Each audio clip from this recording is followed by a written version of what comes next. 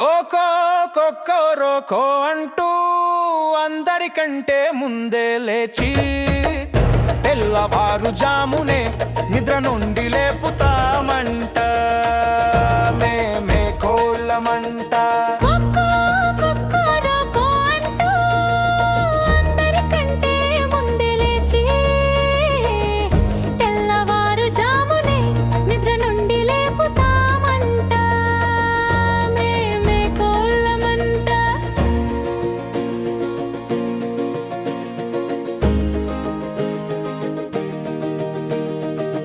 నిద్రకోతున్న కుంభకర్ణునిలా నిద్ర లేపినందుకు మీ చేతిలో చచ్చి మీరు మంట పెడితే కాలి మీ కంటి కింద పడే కర్మ మాదంట.